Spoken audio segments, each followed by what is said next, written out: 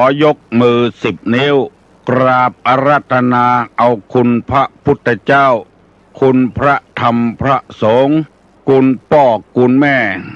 คุณครูบาอาจารย์ผู้ประสิทธิ์ประสาทวิชาความรู้บุญศีลบุญทานสิ่งศักดิ์สิทธิ์ทั้งหลายอันมีพระสยามเทวาธิราชพระบรมธาตุดอยสุเทพและครูบาเจ้าศรีวิจัยเป็นต้นขอได้โปรดมาอภิบาลปกปักรักษาพระสงฆ์พระเจ้าพระเนนเถนน้อยและท่านผู้รับฟังรายการทุกคนทุกท่านเพื่อปากันมีความสุขกายสุขใจเหมือนกันทุกตนทุกองค์ทุกผู้ทุกคนตลอดกาลนานมาแถมแล้วเนอเสียงก้องเสียงกองเสียงมองต่ำเข้าเสียงตุเจ้าเทศนาธรรมมาเยี่ยมมาใจท่านสาธุชนคนดีตั้งหลาย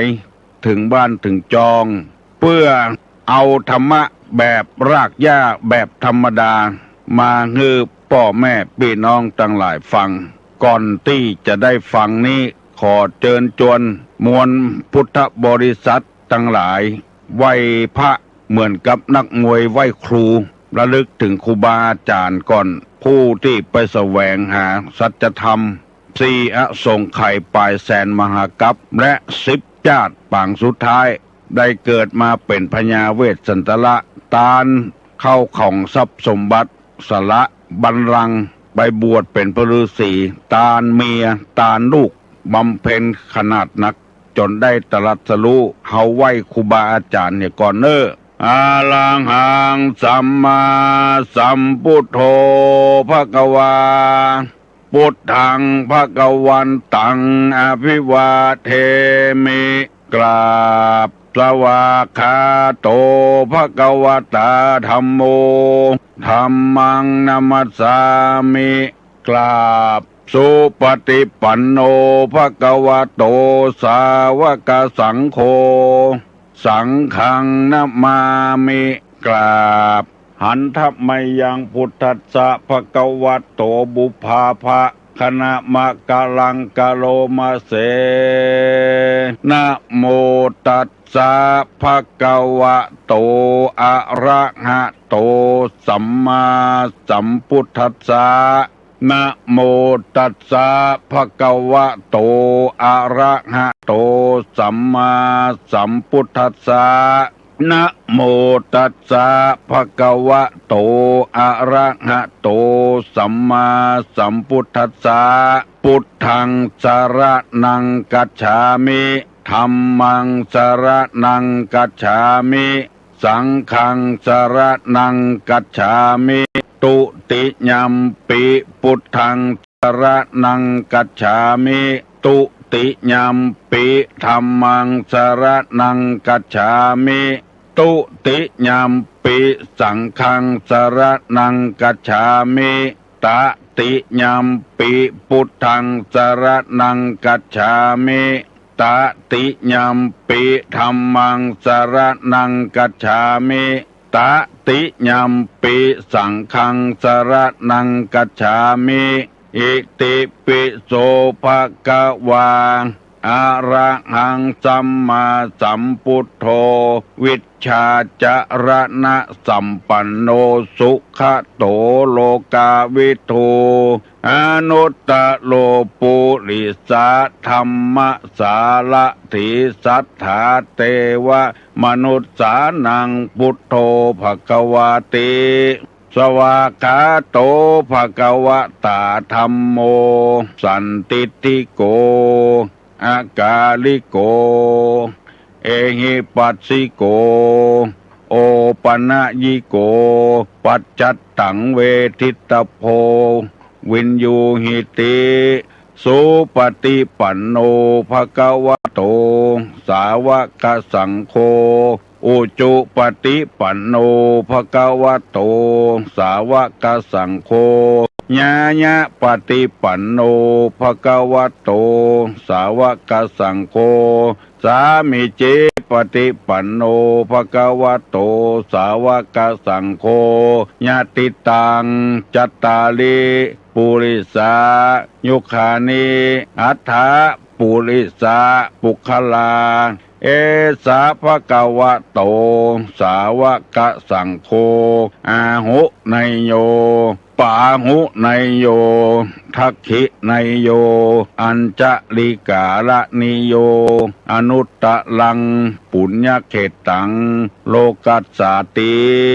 กราบหนึ่งกราบสองกราบสามกาเลนะธรรมัสสวนังเอ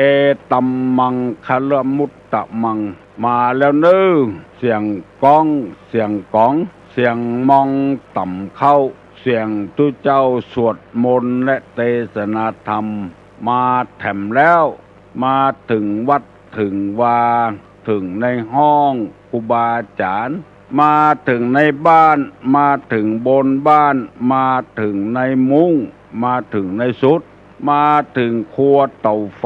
มาถึงในห้องน้ำมาถึงในรถมาถึงในกาด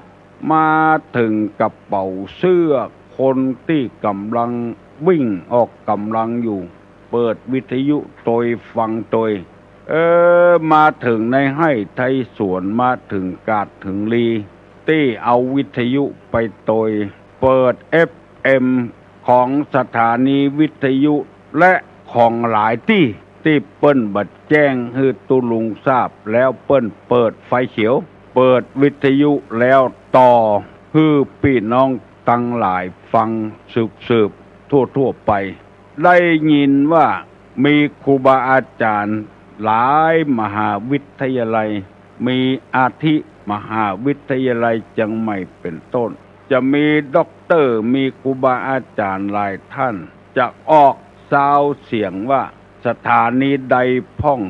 และตุเจ้าตนใดพ่องติเตศมีคนฟังนักที่สุดจะได้รวบรวมพอสถิติได้ยินข่าวบ่ได้แต่บ่แต่หู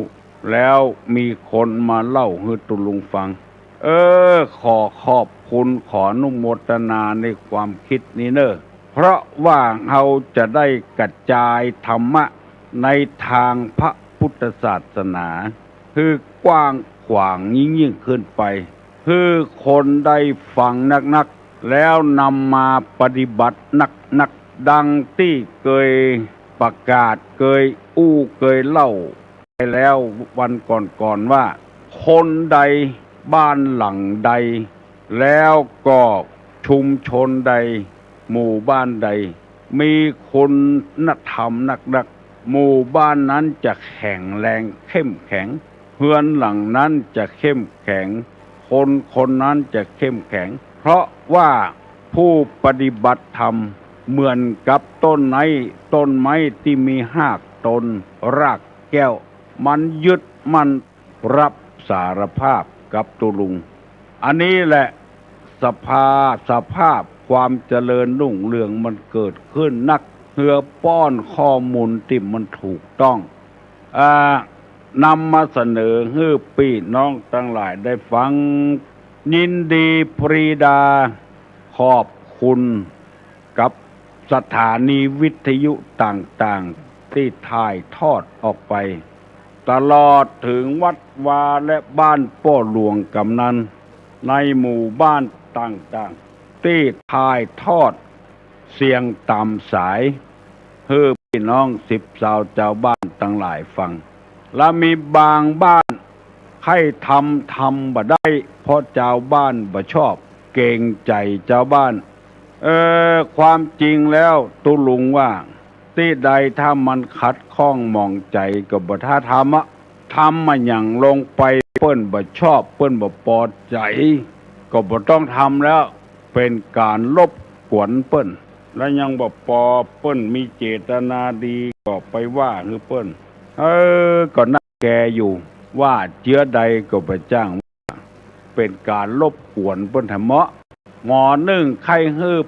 คนดีค่อยบ้านค่อยจองมันจะสงบราบคาบหมอนึ่งว่าเป็นการรบกวนวิทยุภัยก็มี ใครฟังก็เปิดเอาคนเดียวกับไปเปิดไม่อย่างเสียงตามสายรบกวนหูเจ้าบ้านโอ้ก็ตึงบัดจ้างว่าทุกสิ่งทุกอย่างมันจึงมีอุปสรรคบัดใจตุลุงมีเจตนาหายเจตนาดีเนอะจะไปฟังว่าอันอย่างฮือตุลุงเตื้อวันหน้าจะหูสึกเพลงมันจึงบอกว่าอย่าเกลียดค้านทำกันนานนะพวกเรางานหนักงานเบาเหนื่อยแล้วเราพักผ่อนก็หายคนใดเกียจต่องานไม่ทำงานเกียจค้านเอาอยู่สบายแก่จนตายขอทำนายว่าไม่เจริญนี่ เพลงลูกเสือเจ้าบ้านตุลุงบอกว่าเท่าจนตายขอทำนายไว้เลยว่าไม่เจริญว่าเจริญแน่ก็สาเหตุที่แห่งความล้มเหลวที่ตุลุงเคยออกอากาศวันถึงวันนั้นหนึ่งบ่เข้าใจผู้อื่นเนี่ยสาเหตุแห่งความล้มเหลวแก่จนตายขอทำนายว่าไม่เจริญสองไม่ประมาณในตนสามไม่เดียงสาต่อการสี่ไม่สำนึกผิดชอบห้าโลภโมโทสันหกเย่อหยิ่งยะโสเจ็ดโป้ปดหมดเท็จแปดคบค้าเสเพนเก้าเกลียดค้านต่อการงานเนี่ยความล้มเหลวแก่จนตายขอทำนายว่าไม่เจริญแล้วก็ข้อ10หนี้สินพ้นตัว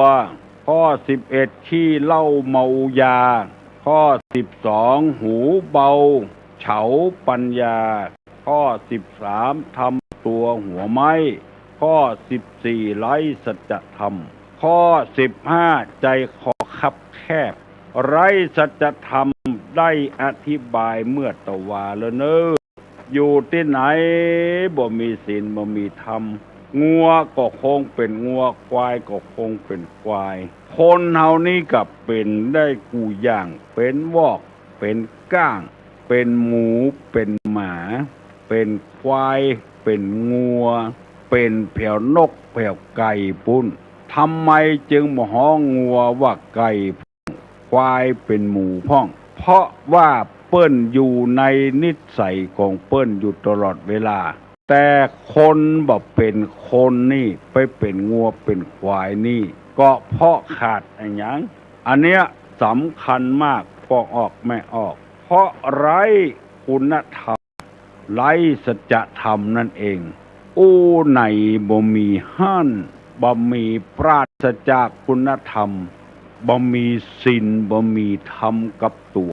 เอาตัวรอดไปเป็นวันเป็นวันแล้วทำไอ้หยังก็หู้อยู่เปิ้นมาหารคุณงามความดีของตัวเพราะไอ้หยังก็เพราะว่าตัวไร้สัจธรรมนั่นเองว่าไปบ่ไปสักกรรมว่าอยู่บ่อยู่สักกรรมพอทำคุณงามความดีบ่ได้แต่งน้อยใจหาว่าปิดทองหลังพระไปที่มีการผสมสารเสพติดในน้ำยาย้ำอันทำความล้มเหลวของตัวมีนักกว่าที่ทำความดีทำความดีน้อยเดียวทำความชั่วเป็นโกฏเป็นกองหาว่าภัยบ่หูภัยบ่หันกับตัวมีอันหยังพ้องความชั่วของตัวมีอันหยังพ้องอยู่ที่ไหนเนี่ยอันหยังที่ไหนเอาเหล้าเอายาเป็นพระหมอกพระมานเป็นหัวหน้าคนเป็นอันหยังก็จ้างเถอะจะประชุมชาวบ้านสักเตื้อหนึ่งย่างเหล้าเหี่ยสักเตื้อหนึ่งเวลาประชุม2-3 ชั่วโมงก็บ่ได้หน้าแดงปะลึ่งกินเหล้าแล้วประชุมชาวบ้านแล้วไผจะเชื่อพ่องเบื้องหลังของตัวมีเจืออันบางคนกองหันหน้าแดงปะลึ่งไหวแล้วเว้ยหัวหน้าเมาเหล้าเหี่ยมาประชุมกู้บ่ฮู้เรื่องหนีเลยละมันน้อยอกหม่องใจเพราะว่าบ่มีสัจธรรมตัวเนี้ยจะทำอันอย่างสักเตื้อหนึ่งก็เอาเหล้าเป็นพระหมอกพระมานเวลานี้ทางกรมศาสนาสำนักงานพระพุทธศาสนาแห่งชาติสั่งมาตั้งสำนักงานพระพุทธศาสนาจังหวัดเพื่อเอาตุเจ้าไปประชุมเกี่ยวกับ จังหวัดเชียงใหม่ปลอดสุราจังหวัดเชียงใหม่ปลอดสุราประเจ็บปอดนะหมายความว่าจังหวัดเชียงใหม่เนี่ยบัดนิยมเล่ากันจะมีการมีงานอันหยังสักเตื้อทำบุญบวชลูกงานศพจะขึ้นเฮินใหม่นิมนต์ตุเจ้ามาเจริญพุทธมนต์แทนที่จะเซาะของกินของทานไว้เหี่ยก่อนเอาไว้ถวายตุเจ้าให้เป็นสิริมงคลกับบ้านไปเอาสิ่งที่บ่เป็นมงคลมาเหี่ยก่อนเอาเบียร์มาไว้5 ลังแสงสม2 โลกโหลจะเอี้ยปอกออกแม่ออกพี่น้องทั้งหลายเฮย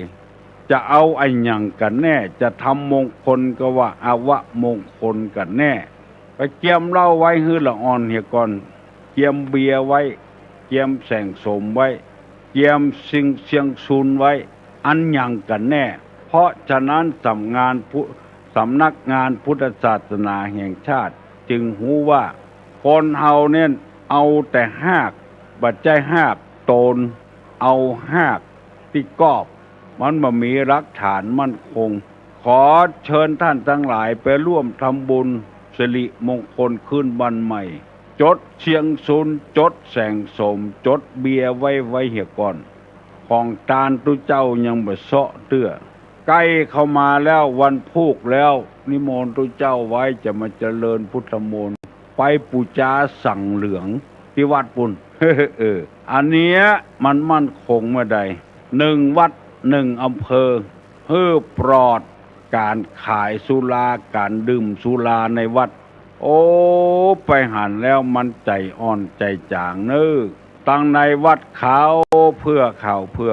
ฟังเทศออกมานอกวัดร้านเหล้ายายเป็นแลบต่อไปนี่เปิ้นจะบ่ฮื้อมีแล้วนะมีก็ฮื้อขายลับขายลี้วัดหนึ่งลองสำรวจพอมันเสี่ยงกี่ล้านวิหารหลังหนึ่งมอกทักล้านนี่บ่แล้วบทสดหลังหนึ่งกำแพง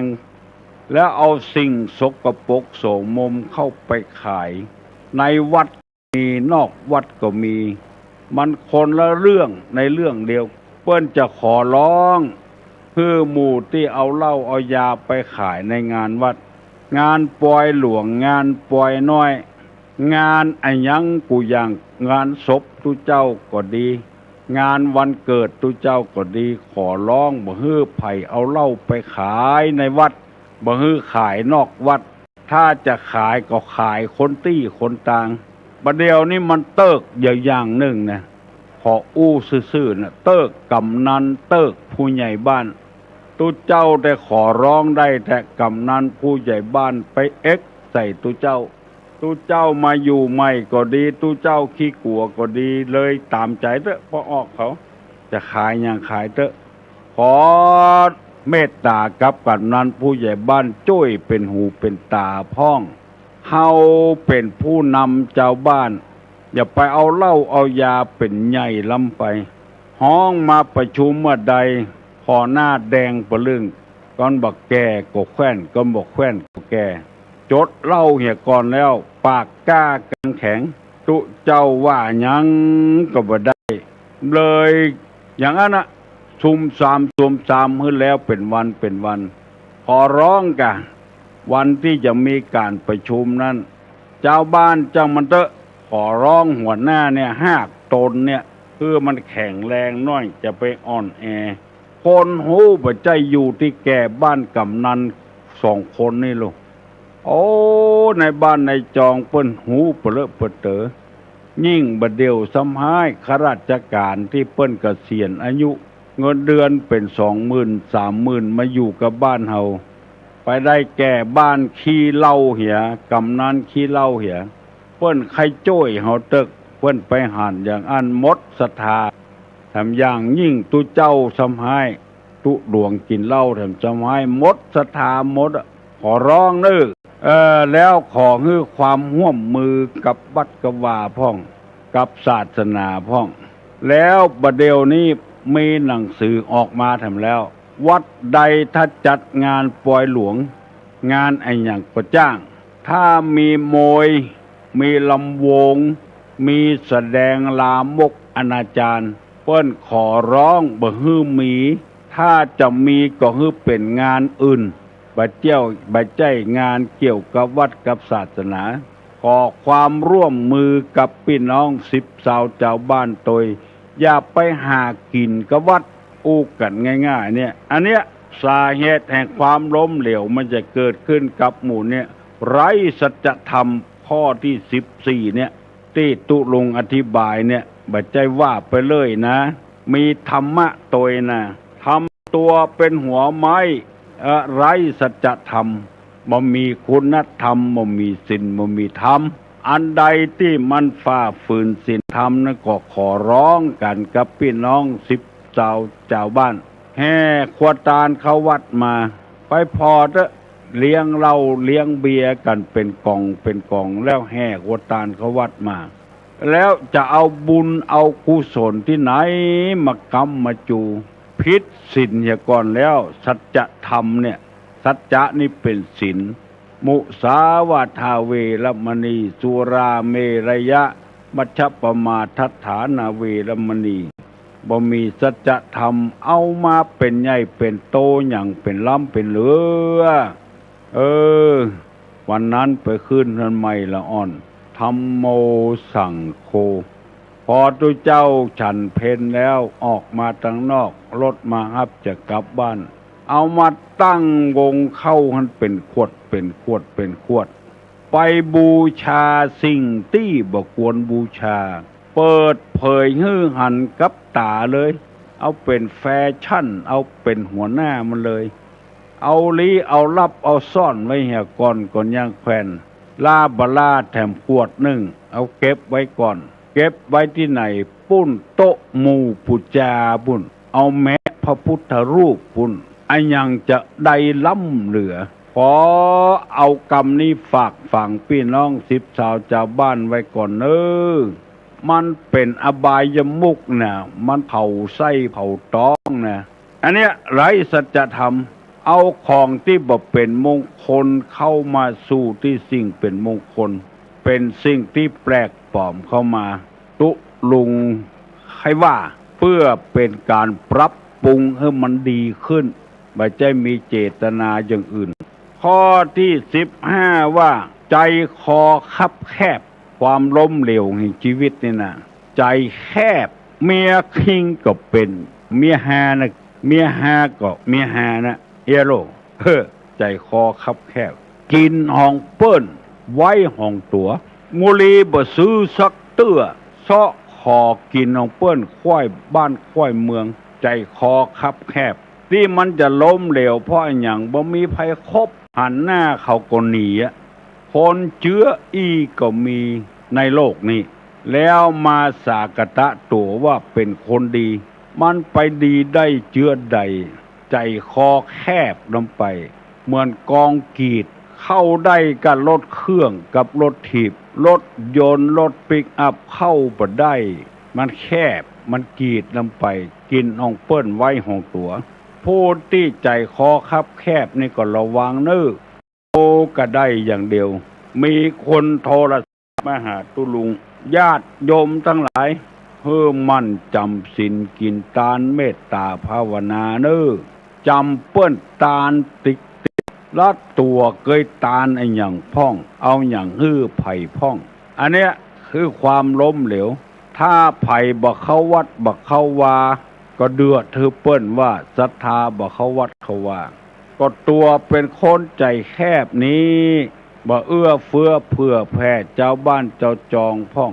อันยังก็คิดเป็นเงินเป็นทองหมดข้าวต้มข้าวหนมแกงโฮแกงฮังเลกินอิ่มแล้วกินแถมก็บ่ได้เอาเนี่ยอย่างก็บ่ได้เอื้อเฟื้อเผื่อแผ่ให้เจ้าบ้านเจ้าจองคนทุกข์คนยากพ่องอย่างพ่องบัดเนี่ยห่อเป็นถุงขายให้เจ้าบ้านแล้วถามว่าเงินไปไหนเงินก็อยู่ที่ตุเจ้าปุ่งใจเปิ้นตาลติ๊กละตัวบัดตาลหือไผ่พ่องอันนี้ตุลุงไปได้ข้อมูลจากศรัทธาบางคนโทรศัพท์มาขอฝากขอฝังไว้กับตุเจ้าพระนายตัว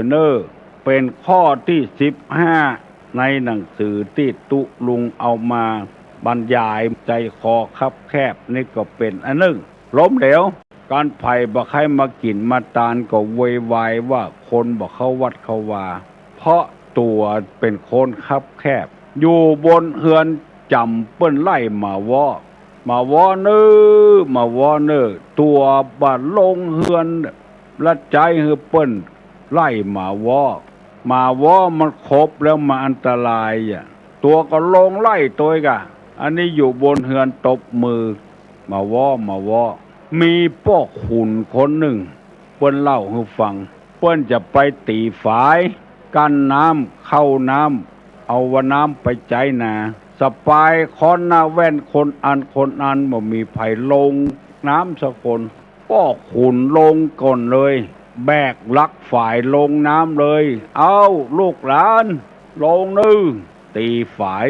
กั้นน้ำเพื่อจะเอาน้ำไปใจเขาให้เขาสวนบอกกองพ่อขุนลงมือก่อนหมู่นั้นลงโดยลุบใจคอบักคับแคบพ่อขุนลงก่อนถ้าพ่อขุนแต่งตัวเฮียซบหมวกกะโหลเฮียซุปเกิบหนังมันเฮียอยู่บนบกเอาเน้อตีฝายเน้อไผ่บอกให้ลงลูกเพราะว่าตัวเองใจแคบตัวบ่ลงก่อนนะคือเปิ้นลงอันเนี้ยยกตัวอย่างคือพี่น้องทั้งหลายฟังตัวต้องทำเหี่ยก่อนแล้วคนอื่นทำปนมมือเน้อตุลงจะปั่นปอนนะเน้ออายุวัฒโกธนวัฒโกสิริวัฒโกญัสสะวัฒโกพละวัฒโกวันนะวัฒโกสุขวัฒโกโหตุสัพปตาตุขโลกาพญาเวลาโสกาจันทุจุปัตตวาอเนกาอันตะรัญญาปิวินาสันตุจเตจสาสัพปีติโยวัจจันตุสัพพะโรโกวินาสตุมาเตภวะตุนตะลาโยสุขีติกายุโกภวะอภิวาทนาสีลิสานิจังมุตตาปจายโนยัตตาโลธรรมาวัฏันติอายุวันโนสุขังปลัง